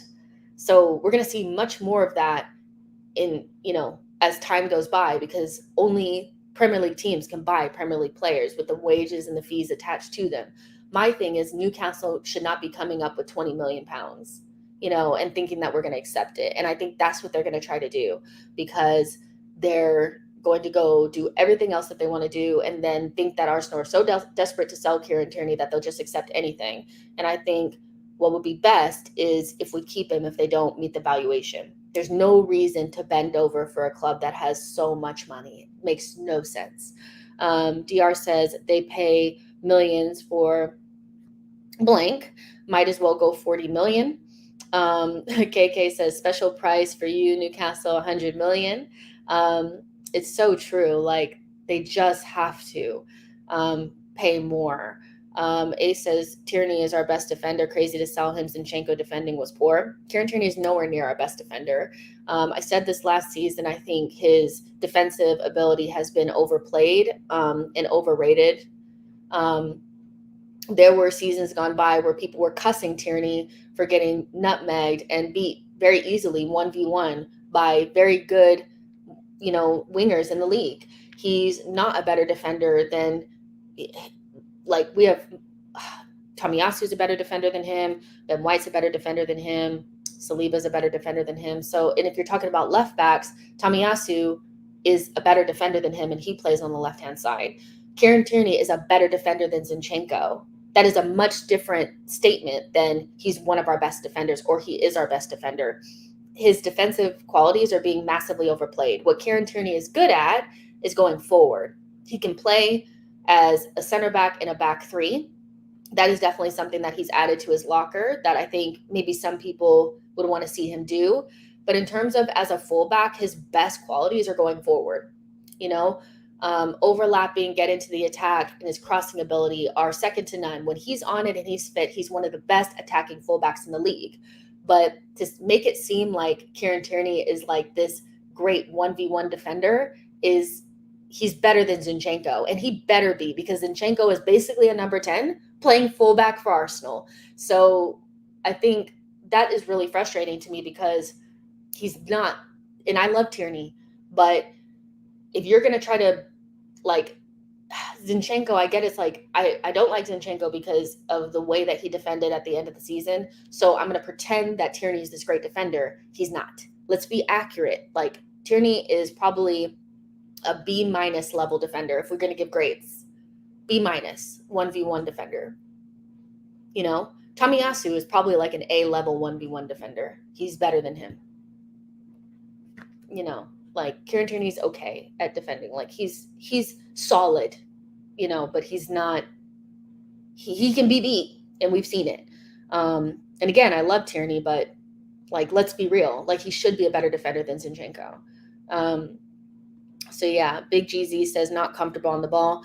I think Tierney, he's not comfortable as like a midfielder. He's comfortable, you know, using his pace down the wings, getting into advanced positions, crossing in. Like, he's really good at that. And if Arteta could find a way to be more flexible with his tactics and use Kieran Tierney, I think that would be a good option. But Arteta hasn't shown himself to be that person. And that's why I think Kieran Tierney will go, is because Arteta has a very clear vision of how he wants his fullbacks to be. They either need to be comfortable on the ball and able to invert like midfielders, or they need to be able to defend like center backs in those wide positions. And he doesn't really fit either one of those. So let's see how things develop. But Tierney is a great player, and in somebody's team, he would be perfect if he's allowed to overlap and do his thing. But at Arsenal, he doesn't get that. So we're not getting the best out of him. Nelson says, when we need to hold on to a lead in the final 10 to 15 minutes of Champions League games, we will need Tierney as a super sub. Keep him, please. I actually think if we want to hold on to a lead, the best thing to do would actually be to play Tomiyasu. I think one of the best games that we saw Tomiyasu play was at left back against Mohamed Salah. I actually think if you want to go more defensive and shut things down, you put in Tomiyasu, like, because if you want to shut down, you don't want to put an attacking fullback in just because he's a better defender than Zinchenko. But I think what we could use Tierney for is if we're playing a more, maybe a counter-attacking style, or, you know, we want to be a little bit more direct. I actually think Tierney could help us a little bit more there. So if you wanted to, you know, instead of using Zinchenko and he's tucking in, if you wanted to use somebody to just like hit it long to and hit Tierney in the channels and run forward in that way, like, I think there's different ways you could use Tierney as an overlapping fullback. I don't think shutting down a game is necessarily what you bring Tierney in for, but there are ways that you could use Tierney attacking wise that would help. Not necessarily against deep blocks, but I think counterattacking, like, I think there's different things that you could do. Because Tierney, he has quality. Like, he has quality. We just don't have a way currently to use it. And so he ends up being the odd man out in that way. He says exactly better than Zinchenko. So on what she said, we should be going Zinchenko or Tierney. I think if we're looking for a shutdown defender, you use Tomiyasu. If you're looking for more control, you use Zinchenko. What are we going to use Tierney for? You can use him in a different way, but it's not to shut down a game. But I love Tierney, and that's the thing. It's like, if you love a player, I feel like people expect you to only say good things about them and ignore any of their shortcomings. And that's where agendas come in. You know, it's like, because we love Saliba so much and we wanted him at the club so badly, people really do turn a blind eye to some of his poor moments, where if that were Gabriel, they would absolutely annihilate him. And that's just what people do. When you love a player, you tend to ignore their flaws. My job as somebody that is a content creator is, I have agendas and I have players that I love more than others. And sometimes I do have those difficult moments of being able to see past my love for a player, but my job is to kind of be fair in some ways and be honest about the shortcomings of some players despite loving them so much. Tierney is an excellent player. Thomas Partey is an excellent player, but there are reasons why they could leave the club and maybe should, you know, and that's just the truth.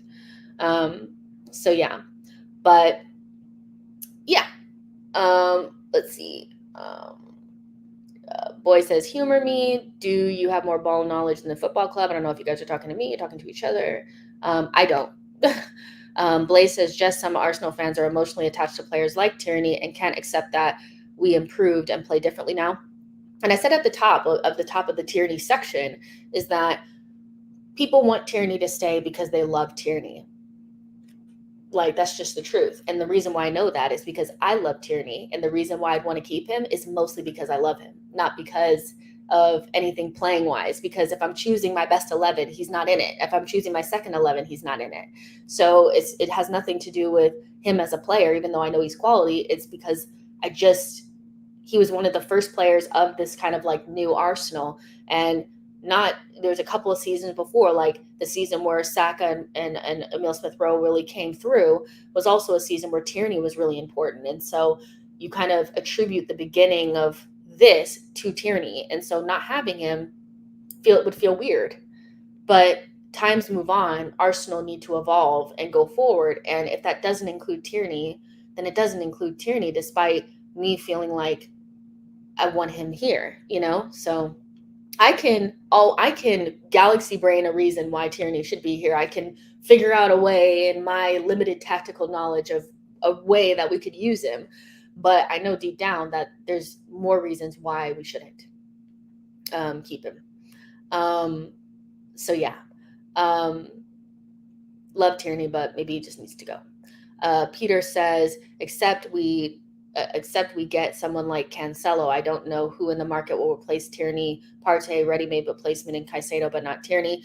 I actually don't think we'll replace Tierney in the squad.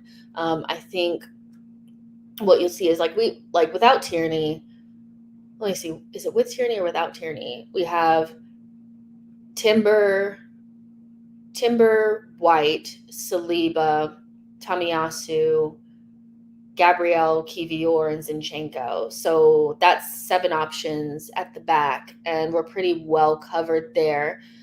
So if you wanted to bring in, I think another fullback could come in, but I think it's more of a luxury type of signing, and that's why we've been linked to the likes of like Cancelo and Jeremy Frimpong, because they would offer a different, more attacking option that people are really looking for, but they can also play on both sides. So I think that would be something that maybe the club would look at, but I also could see a scenario where we just don't replace them because you have Zinchenko, you have Kivior, and you have Tomiyasu that can all play left back in our Arsenal system. Despite if their actual positions is left back or not, they will play there for Arsenal. So, I actually can see a situation where we don't actually replace him in the squad. Thomas Partey another midfielder will need to come in if Thomas Partey goes. I think that's the better way to say it. He doesn't need replacing as if like for like, but another midfielder would have to come in because we need another one. So yeah, but I actually don't feel like we'll replace Tierney. I think at the end of this window, if we brought in anybody else, it would be a midfielder to come in if Thomas Partey were to go, and an attacker. Yeah, so there you go. Timber plays on the right, but Tomiyasu can play on the left. Kivior plays on the left, and Zinchenko. So again, you have 3 options. That's 3 options. You have 3 options on the right. You have 3 options on the left because Tomiyasu plays on both. So you're well covered. Really. I think Arsenal fans have almost like this. Almost like overemphasis on like injuries and well, if everybody gets injured, last season we actually didn't have an injury crisis at all. We actually had one of the better injury records of the league, but what we had was 2 unfortunate injuries at one time, and that's why they added Timber. Timber gives you another option so that, because we had cover, but it ended up being somebody that we didn't want to play. Not necessarily we didn't have a player to play there. It was holding. So now that you brought in Timber, if Saliba were to get injured, let's say Saliba and Tomiyasu got injured again, you would actually have players to move around and cover and stuff like that. Because you would have White and Timber, So yeah, you have, if we were to have the injury crisis that we had at the end of the season, instead of, Tomiyasu and Saliba out, White and Timber in. So, we are covered there. We're pretty well stocked. I don't think we actually need to replace Tierney unless we have to. Unless we have something special comes up that you just can't, turn down, an opportunity. Wes says, you're making so much sense, Jess. I think when I watch your shows, you're always very well balanced and knowledgeable. Not all the time. I get things wrong all the time. But my job is to try to see all angles. And some people don't like that. They like one angle, but I try to see both angles are all 360. Like, it's tough. It's tough. Because some of the things that I speak about aren't actually what I would do. There's sometimes what I would do and what I feel like the club are going to do and why they would do it are different. I try, you guys. It's really hard. Let's see. Goober Goose, it's Goober Goose says Saliba is more injured than Partey. How can Saliba be the best player when he blew the season with his injury? Well, Saliba had his big injury, and he didn't get injured on purpose. So I don't know what you're saying. He blew the season. He had an injury, and not having adequate backup was actually what killed us more than anything, because Tomiyasu also got injured. But Thomas Partey, Saliba was, before this new extension, was not our highest paid player. And I keep going back to this because wages matter. Your wages, the way that they're stacked up, need to make sense. Squad players get paid way less than your most important players.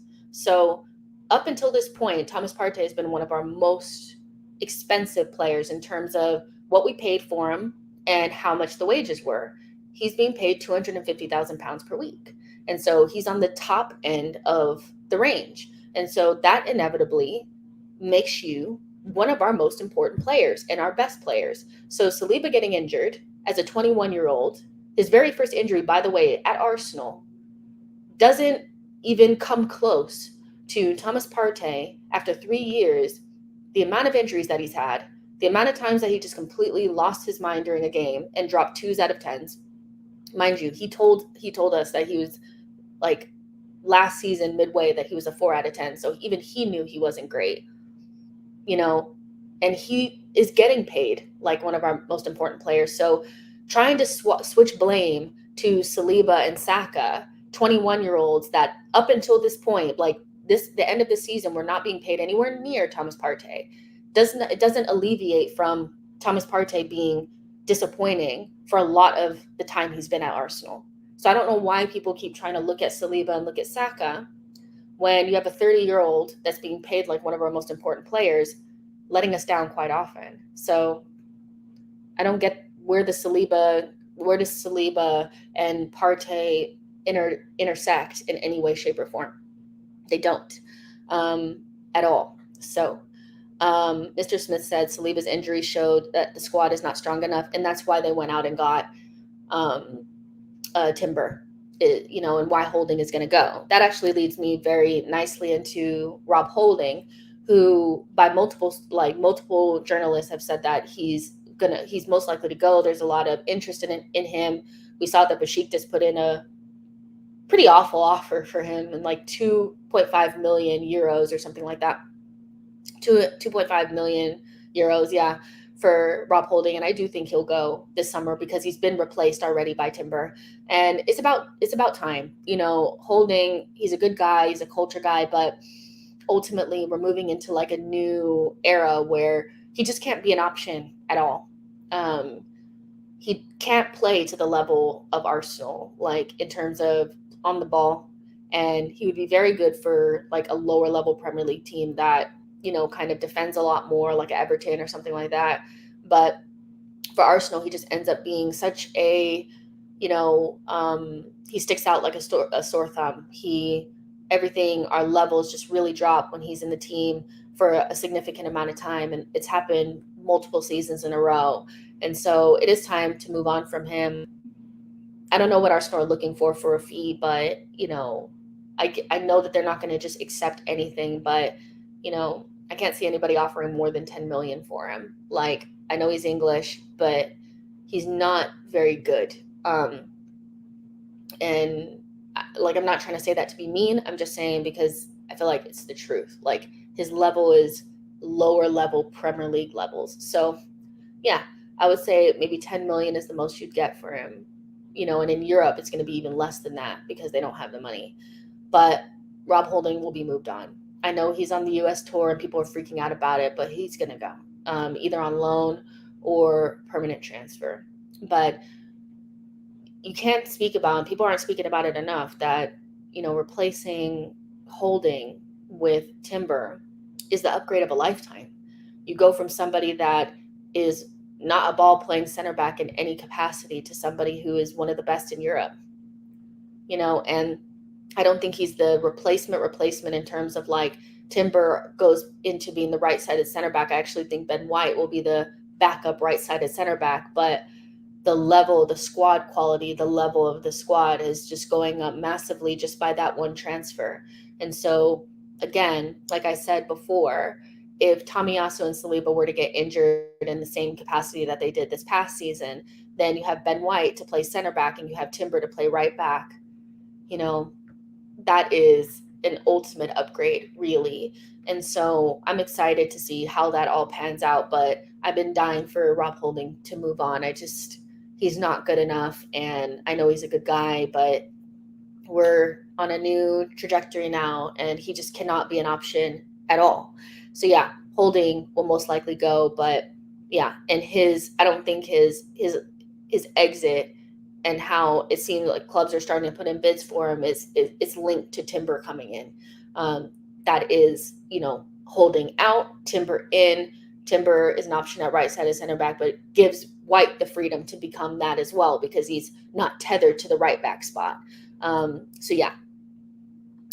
Blaze says, I don't understand how people can blame Saliba, think that he cost our title chance when he was injured. I think people are just kind of trying to find a reason to, shift blame from Partey to Saliba to Saka. And the truth is everybody dropped the ball at the end of the season, so I think every player will look at their part to play in that run-in and say what they did right and what they did wrong or what they could have done better or what, and I'm sure Saliba feels awful about that injury because it did hurt us quite a bit.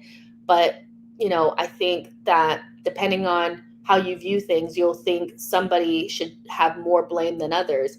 I just feel like the players that we put on the pedestal, that we love the most, that we think are the best, that we're always talking about are just as good as Rodri and better than Casemiro and these guys and are being paid like our best players should play like that, and really lead the team and actually put them in a different category and expect more from them.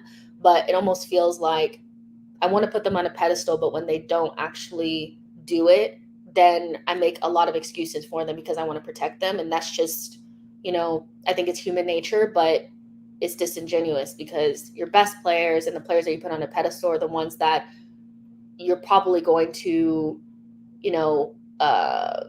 put more pressure on to do better in those high pressure moments, and if they don't do it, you're probably going to have they're going to catch the most scrutiny. That's the problem. Like the best players get the most scrutiny and the most, harsh, like the harsh criticism comes the most when they don't come up to the pedestal that you put them on. And so I think Saka got a lot of that because we put him on such a high pedestal. So when he fell off at the end of the season, there was a lot of that as well. And it just depends on who you're trying to protect, because everybody wants to protect somebody. That's human nature. Keenan says Rodri is better than Partey. However, Rice could possibly even surpass Rodri. There's a reason why Arsenal has bought Declan Rice. It's not just because he's a great player. It's because he has the temperament and the leadership and the mindset to become like a Rodri. Rodri is not just good because of what he does on the pitch and his being a quality player, is because he consistently performs at the same level, like almost all the time. He plays 99% of their games. He plays every Champions League game, every Premier League game, no matter what. Excellent fitness record, kind of always has that winner mentality every single game. You can always count on him, and he's a bastard. We hate him because he consistently keeps us from being able to do anything against them. And so you need that type of player in your team. And the soft factors around Rice are, I think, quite important because, like we already said, there's not much between Rice and Partey. And a lot will argue that Partey is still better than Rice. But where Rice kind of makes more sense in terms of getting us to the place where we have a Rodri on our team is the consistency, the leadership, the mentality, the fitness, the availability, all those things. So if Arteta can get Rice to be just as good, if not better than Partey on the pitch, but you also get the soft factors, you can see why we wanted him so badly. So yeah. Eric says, for me, we aren't Man City yet, so we can't lose Tierney and Partey. We need them both at least to stay on the bench. Injuries cost Arsenal a lot from the previous season to the previous season before. Well, again, like I said, like Tierney, like he's so far down the pecking order that I don't actually see why, like I don't see him as being like somebody that if we got 2 injuries in that position, we still have another player that can play there. Do you see what I'm saying? So, he's so far down the pecking order that like if Zinchenko were to get injured, then Tomiyasu is there. Tomiyasu were to get injured, Kiwior is there. If Gabriel were to get injured, you could play, Saliba and White potentially as a center back pairing. Like we have so many different options that even if you had 2 injuries at center, at left back, you would still have somebody else there that maybe is a better fit than Tierney. So I don't think Tierney is a have to keep him because of a squad option. I think Thomas Partey is more of a valid conversation because he's such a good player, and he's in most people's minds, he would not be third down the pecking order. He would be next behind Rice or playing with Rice for fans. That's what they think. So Tierney is not, to me, like Tierney is not somebody that you're going to keep around because of injuries. He's so far down the pecking order, and this whole thing of like, we're going to get everybody injured at once. Look at our last season. We had one of the best seasons in terms of injuries that we've ever had. And so even if we have the catastrophe that had at the end of the season, Tierney still wasn't starting, like not all the time, so yeah. But yeah, squad depth is something that I think people just think is like having a bunch of players on the team, 25 world-class players, but you really just need 16 to 18 that you can really count on. And I think we're building toward that. Last but not least, we'll just kind of talk about Pepe really quick. I see people saying like we should give Pepe another chance. Where is he? He's not on the U.S. tour. He's training on his own, and it's probably because he's like he wasn't fit towards the end of last season. So you could say it's just an injury, but I also think it's because Arsenal are preparing to cancel his contract. I don't see any team coming in for him, unfortunately, because as much as Arsenal fans want to pretend that Pepe was like this guy that could have been something and all this kind of stuff, and maybe he could have in another life, even after leaving Arsenal, he didn't do well. So, I mean, like with Aubameyang, he left Arsenal, was able to do well at Barcelona, which it was just like a change of environment and a place that he was, loved, and, he was playing in a system that really worked for him. He did well. Pepe still really struggled, even going back to a place that he was familiar with, and he was injured, he wasn't available. So I think, like, all in all, like with Pepe, we can just kind of file that under something that didn't work. I don't think there's anything that anybody necessarily did that really was pivotal in him not working out. I just think some signings don't work out and he didn't. And we should close that chapter. We should really close that chapter. I think it's very few and far between players that are off, like they're in the abyss and you bring them back in. We cancel his contract, get his wages off the books, and move forward and let him move forward. He'll probably go on a free to Saudi Arabia at that point.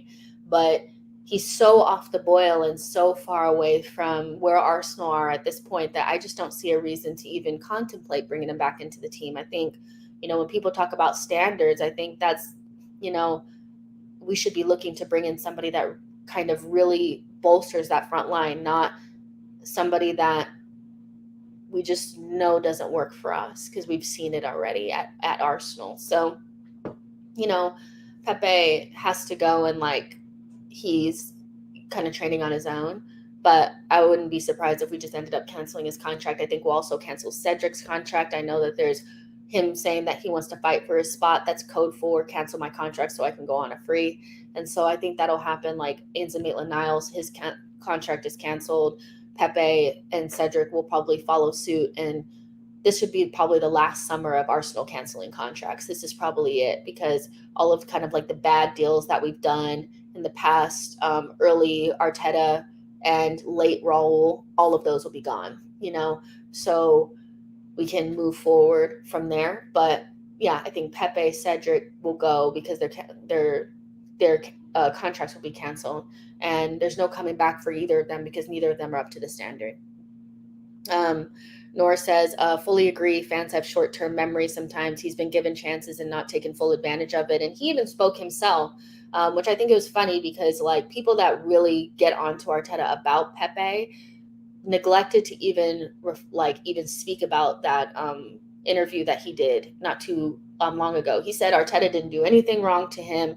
He said, that he was going to be like kind of important, but he kind of like struggled to play the way that Arsenal were playing. Like it was very obvious, like what was happening was very obvious. And like, yeah, Arteta brought in Willian.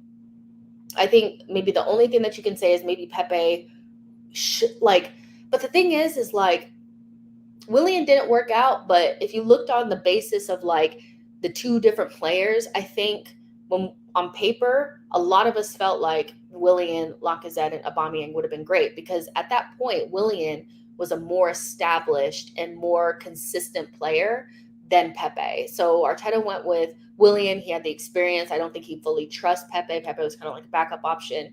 And so maybe that's where the trust was kind of lost because Pepe did play well in the FA Cup.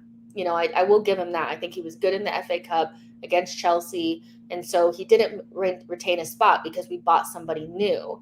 But same thing with this season. Like there will be players that we buy that will like Rice, that is a replacement for Thomas Partey. Partey is not retaining his spot despite doing well for the majority of last season. We're buying somebody that we really want in that position. So sometimes things just aren't fair, but Pepe kind of said on his own that like it just didn't work out, but Arteta didn't do anything to him. He wasn't being some,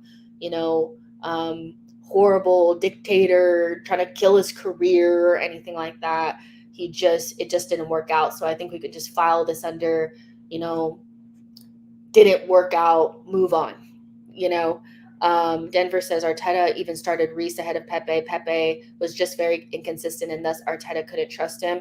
And this is something that maybe Arteta can learn. I do think that like, even if you prefer a certain player, if you want players to still, perform, you have to give them a run of games. And this is just something that I think overall Arteta needs to do more of, is like guys that you're gonna need down the stretch need moments to be able to pull back from.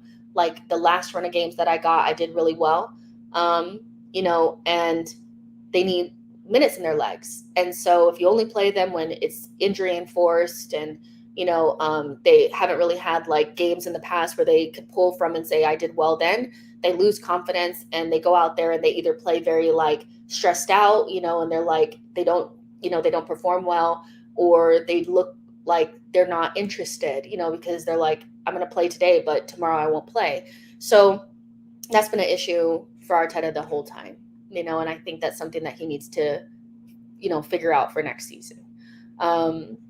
So yeah. But yeah, I really like, that Pepe came out and said that. I think Pepe does have some sort of quality. I just don't think it's Arsenal quality. So, it is what it is. Yeah. But I think that's it. I think we spoke about everybody I wanted to speak about. We did Partey, Balogun, Lokonga, Tierney, Holding, Pepe. So we kind of spoke about everybody. So in the next coming weeks, we should see who like some players go, and Xhaka's already gone, so there'll be other players that follow him. Make sure you guys like this video, subscribe to the channel before you go. I've had fun with all of you, even the ones of you that are saying that I don't know anything about Arsenal. I thank you for being here. It's always fun having little debates and talking about things. I know fans talking about your football team is emotional, so sometimes we don't agree. But nevertheless, I'm happy to talk to you guys every day, when we do come on these streams, despite not always agreeing on everything. Make sure you guys like this video, subscribe to the channel, and I will see you guys in the next one. Bye, guys.